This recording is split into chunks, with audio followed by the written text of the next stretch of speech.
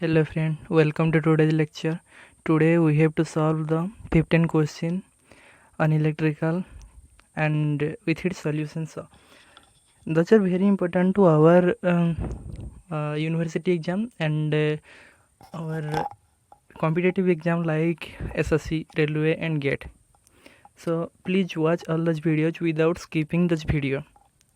So let's get started. Our first question. So our first question is saying that hydrogen is used in large alternator mainly to. So it is asking why we use the hydrogen in large alternator. So our answer is here is 3. But how we know the our hydrogen is used for cooling the machine? So for our full description or full solution, we have to see the next slide. So here the rotor of large alternator rotated at very high speed. So our rotor, the rotor is connected with shaft and that shaft will be moved with the connected turbine. So our rotor will be large alternator that is rotated at very high speed, due to which the temperature is increased. Remember that our temperature is increased in the alternator. So to reduce this temperature, hydrogen gas is used. So it is one point. So to reduce the temperature, hydrogen gas is used. Or hydrogen gas transfer the maximum amount of heat as compared to other gases because it has high specific heat and high thermal conductivity and low viscosity. Remember three things. One is specific heat, another is high thermal conductivity, and another is low viscosity. It is also lighter in weight and does not affect the speed of the rotor. So mainly the hydrogen used to cooling the rotor of an alternator. Okay, so to reduce eddy current losses, we have used mainly the varnish cutting of the rotor. Varnish cutting. Okay, and to reduce temperature, cooling to reduce temperature, we have used hydrogen. Okay, so next come to our next question. So the power factor of a squirrel cage induction motor is. So it is asking about power factor of squirrel cage induction motor. So our power factor of induction motor is low at light load only. This is our answer. And at low at high load only, it is not our answer. Low and light heavy load and heavy load, it is not our answer. Low at rated load, it is also not. Only one option is correct. So let's see its full description. The operating power factor of squirrel cage induction motor is low at a light load and gradually increase in the load. So firstly, our at light load the power factor is very low and it is gradually increase with increase of its load. Of no load losses, squirrel cage induction motor is only due to core loss, which itself is negligible. This results in larger magnetizing current and the core loss component. So the power factor of the motor is also very less and it is approximately 0.2. This power factor improved to increase the load. So our answer is the power factor of a squirrel cage induction motor is low at light load only. And if the load is increased, the power factor is also increased. So remember it and erase. So next question is asking, in the circuit shown figure there is a circuit given circuit contain 5 ohm resistance, 0.5 Henry inductance, and 0.08 farad capacitance, and 50 volt battery with its switch. So in this circuit on figure, find the transient current. So it is asking about transient current, that is IT, when the switch is closed. So at the time switch is closed, what is the transient current? Closed at t is equal to 0. Assume 0 initial condition. So initial condition is 0. So let's calculate this. Let me erase. Okay. So here, when it is closed, then apply KCL, not KCL, apply KVL across here, across this circuit. Then we will get R into that current, whatever he is asking about, R into IT plus L into IT plus inductive reactance, that is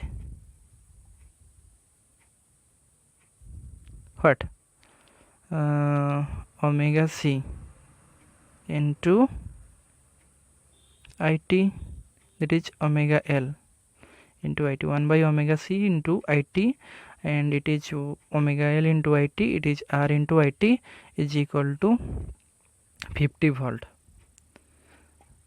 So let's see this on the previous. So this is our KVL equation, and it is also written like there. So R into IT plus L into DIT divided with dt. Why? Derivative of current, because of inductance voltage is equal to inductance into derivative of current, and plus 1 by capacitance into integration of current is equal to our total voltage, whatever this voltage. Okay, this is our Kirchhoff's voltage law. By applying this Kirchhoff's voltage law, we will get this one, and take Laplace transform of both the side of the expression, then we will get R into IT. Laplace transform of IT is equal to I into S, and the Laplace transform of L is equal to L into di by dt. Dit by dt is equal to SLIS, and Laplace transform of 1 by C integration of IT dt is equal to IS divided by CS, and Laplace transform of voltage is equal to V by S. Let me erase. Then taking IS Laplace transform of current, that is IS into left hand side, then it is converted this. So V by S is here, and this is V by S, and R is coming to this side, and SL is coming to this side, and SC is multiplied with this. And by calculating this all the thing and taking the inductance here, we'll get this. Okay, please calculate it your own, then you will be very useful to it. Okay, so by applying all the value, that is voltage Vs here, and inductance 0.5, this inductance here, and by applying this as resistance and capacitance, this resistance, this capacitance here, then by calculating this we will get 100 divided by S plus 5 square. So here it is the formula of inverse Laplace transformation. It is the formula that 1 by S plus A square is equal to that constant 1 into t e to the power 80 minus of 80, t e to the power minus of 80. That formula, by putting this, we will get that constant 100 into t e to the power minus 80. What is a? A is 5, so 5t.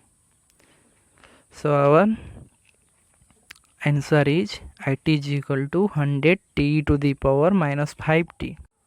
So now coming to our next problem, that is the E-bar model is applicable to why we are used E-bar model and where we are used the E-bar model. So our answer is the E-bar model is used in bipolar junction transistor, not ki our unipolar junction transistor and N-type MOSFET transistor and junction field effect transistor. It is applicable to our bipolar junction transistor. Remember that E-bar model is applicable to bipolar junction transistor. So let's see its description. That is, E-bar model is easily and elegant way to represent the bipolar junction transistor. It is easy and elegant way to represent the bipolar junction transistor. As a circuit model, this model is used to explain the large signal behavior. So it is this circuit is used to E-bar model circuit is used to explain the large signal behavior. Remember this point also of the transistor. It is applicable to bipolar junction transistor and is good for all the region of operation of bipolar junction transistor. It allows the state of the conductor of the transistor to easily determine the region of the operation, in which region it is operated. It is calculated, that one. So our E-bar model is applicable to only the bipolar junction transistor, not ki UJT, JFET and MOS. Okay, let's go to our next problem. That is, a DC voltmeter has a sensitivity of 1000 ohm per watt. That is not ohm per watt, that is ohm per volt. So it is correct. Please it correct. So it is 1000 ohm per volt, and the DC voltmeter has a sensitivity of 1000 ohm per volt when it is measured half full scale. That is half full scale of 100 volt range. The current through the voltmeter. So in voltmeter, what is the current? What is I across the voltmeter? Our answer is 0.5 meter. So how we will calculate that one? So let's see the description. So sensitivity is equal to 1000 ohm per volt and half full scale, that is 100 volt, and full scale current of voltmeter, that is 1 by sensitivity. 1 by sensitivity. So 1 by sensitivity is what? 1 by ohm per volt. 1 by 1000 ohm per volt. So ohm per volt will be transferred to this because of it is on the denominator. So volt per ohm divided by 1000. So what is volt per ohm? Volt per ohm is current, that is in ampere, and 1 by 1000 is equal to milliampere, that is milli, because of 10 to the power minus 3 deci centi milli. Remember that deci centi milli. So it is 10 to the power minus 3, that is 1 milliampere. Therefore half full scale of the current is equal to half full. It is asking about half full scale. So to half full scale, that is 1 by 2 milliampere is equal to 0.5 milliampere. So 1 milliampere divided by 2, that is equal to 0.5 milliampere. So our answer is 4, option number 4. So let's go to our next question. So here is the delta star transformer. There is a delta and there is a star. The primary side delta, secondary side star. It is our secondary side star. The delta star transformer has a phase to phase voltage. It is phase to phase voltage transformer ratio of A is to 1, that is delta is phase star that is delta phase is to star phase. The line to line voltage ratio of star to delta, it is asking about star to delta, not ki delta to star, it is asking about star to delta in line to line voltage. So our given is given that here phase voltage. So phase voltage in delta side divided by phase voltage in star side is equal to, or phase voltage in primary side divided by phase voltage in secondary side, that is equal to A divided by 1, or A divided by 1 is equal to A here. Okay, so it means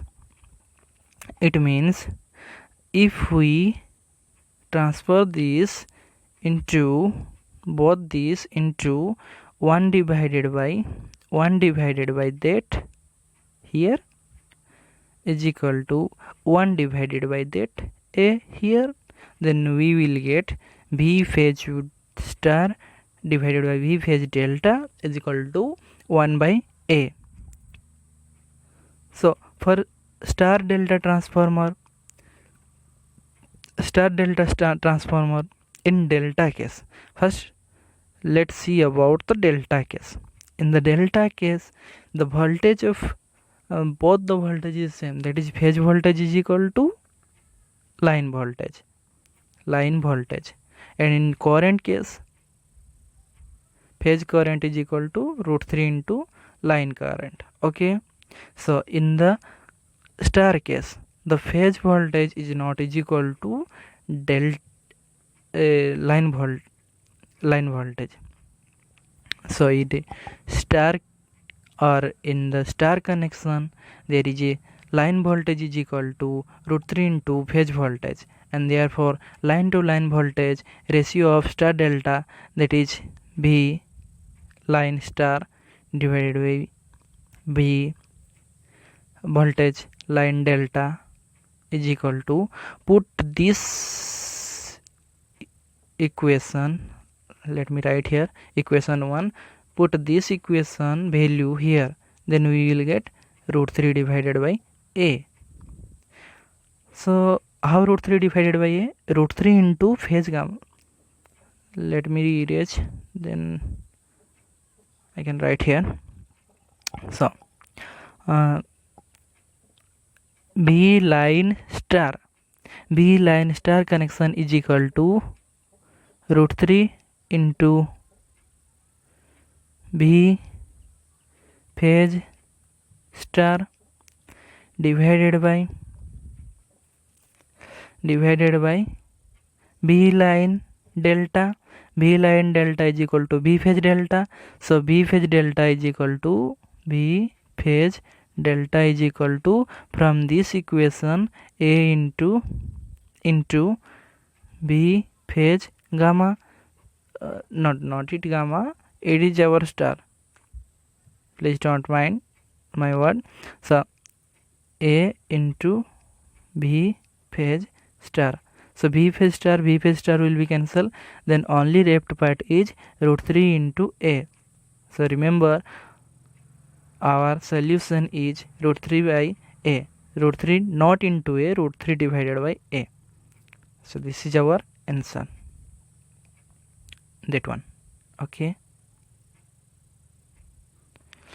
so next going to our next problem. So it is asking about which of the following motor can be run on AC as well as DC supply. So our reluctance motor is not run on the AC or DC, repulsion motor is not run on AC or DC, synchronous motor is also not run on both, but only the universal motor. It is name suggests that our universal motor is only motor that is run on AC as well as DC. Remember that. Okay, so it is the description here. So universal motor is a special type electrical motor that can be operate AC as well as DC supply, and universal motor is a series wound electric motor. Okay, remember that it is a series wound electric motor, and its working is much similar to DC series motor. So working is similar to DC series motor. The starting torque of universal motor is very high. So starting torque is very high and can run very high speed. Speed is also very high and during the no load. As it can run on AC as well as DC supply, it name as a universal motor. So going to next question. So our question is saying about the power factor of the circuit. This is a circuit given. So power factor, what is the power factor? Power factor is equal to, we know the cos phi, the formula cos phi is equal to R by Z formula. Another is one is the cos phi is equal to cos tan inverse Q divided by P. In previously we have solved that in the electric power measurement section. So you have remembered all these things, I think. So let me erase. So let's solve this question. So here R is resistance is given here 5 ohm and 3 ohm, 5 ohm and 3 ohm. By adding this we will get 8 ohm.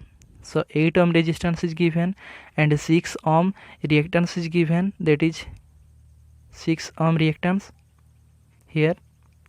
To calculate this by Pythagoras theorem, root over of c square plus 8 square is equal to 10. Okay, sorry,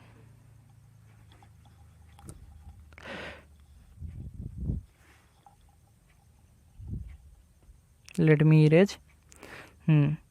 So cos phi, this is the angle, this is the power factor angle. This angle is equal to cos phi is equal to B by H. So our base is what? Base is 8 and hypotenuse is what? 10. So 8 divided by 10 is equal to 0.8. So our answer is 0.8 lagging because of the inductance effect here. See my friend. Okay. So let me erase. Next, going to next problem. The power factor of an AC circuit is given by. So it is asking about power factor. We have remembered this formula. This is power factor R by Z. Okay, and this is the dimensional less quantity. Okay friend, coming to next problem, and that is a 150 volt DC motor of armature resistance of 0.4 ohm. Armature resistance is given, that is Ra is equal to 0.4 ohm and 150 volt DC, that is V. 150 volt DC voltage given, has a back EMF of 142, that is EB, and the armature current, that is IA is equal to, it is asking about I armature current. So how to find this armature current? So we have a formula to derive this. So this formula is our B is equal to EB minus IA into RA, because it is a supply voltage is equal to back EMF plus armature resistance into armature current. I think it is visible to you. Let me erase here. So it is visible to you. Okay. So by converting this voltage minus the back EMF is equal to IA into RA.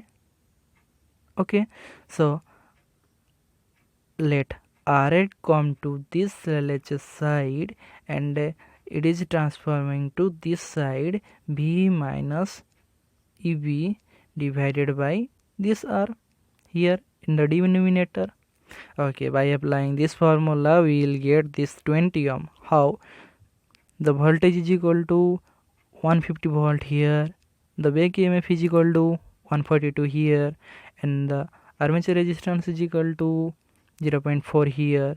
By applying this, 8 divided by 0.4, that by calculating this we'll get 20 ampere.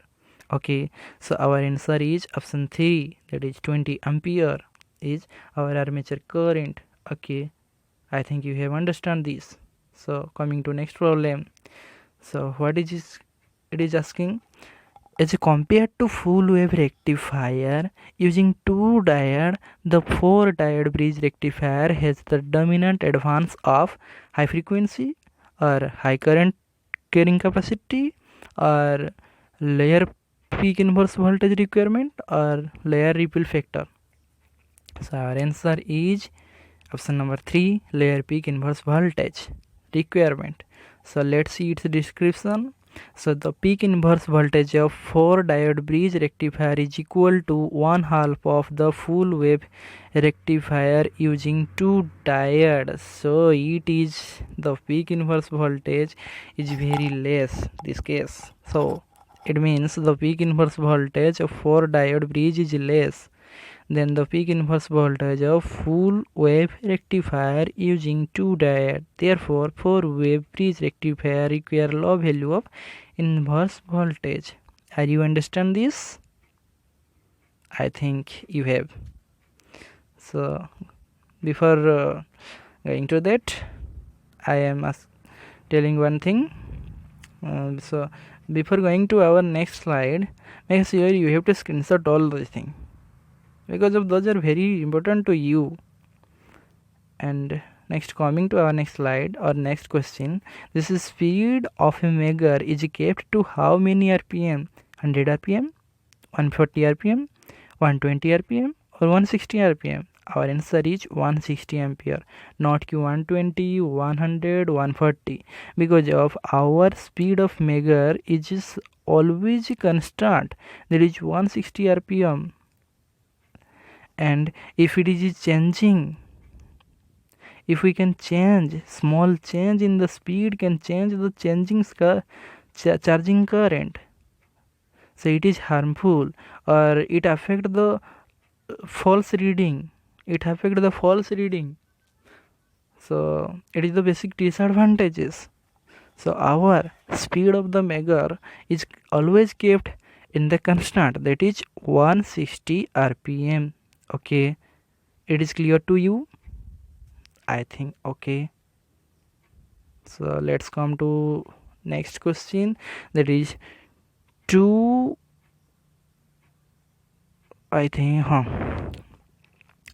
200 watt and 200 volt lamp are connected in series. So it is connected in series, 2 lamp of 100 watt each and 200 volt each connected in series across a 200 volt supply. Then the total power consumed by the lamp will be what? So is it 25 watt? Is it 100 watt? Is it 200 watt? Is it 50 watt? So let us solve this question. So it is given voltage is equal to 200 volt, power is equal to 100 volt, 100 watt. So our formula is, power formula is P is equal to V square by R. So R is equal to, by transforming this into this side, and P will be transferred to the denominator, then it will be R is equal to V square by P, that is equal to V square. V, what is V? 200 square is equal to 40,000 divided by power is equal to 100 watt is equal to 400 ohm. I think it is clear to you. As both the lamps are connected in the series, the overall resistance, that is RT is equal to 800 ohm. Because of the series connection, 400 plus 400 is equal to 200. Because of the series connection of the resistance, series connection of the lamp, series connection of the power, series connection of the voltage, and calculating the current flowing through the them using Ohm's law, I is equal to V by R, that is voltage is equal to 200 volt and resistance is equal to 800 ohm, that is equal to 0.25 ampere. Now total power consumed by each lamp is equal to, power is equal to, our formula is equal to I square R, not not putting that formula, we are putting this formula: V is equal to I square R is equal to 0.25 square into 400. So this resistance 400, this resistance is equal to 25 watt. So total power consumed by lamp is 25 watt. So our answer is this, option number 2. Okay, it is clear to you. So let's come to our next problem, that is the Weier's law in general modification of which law? Is it Faraday law? Is it Lenz law? Is it Kirchhoff's law? It is Ampere law. So basically our Weier's law is modification of Lenz's law, and I think you have to read this thing, then you will understand. I am not going to that because of the time.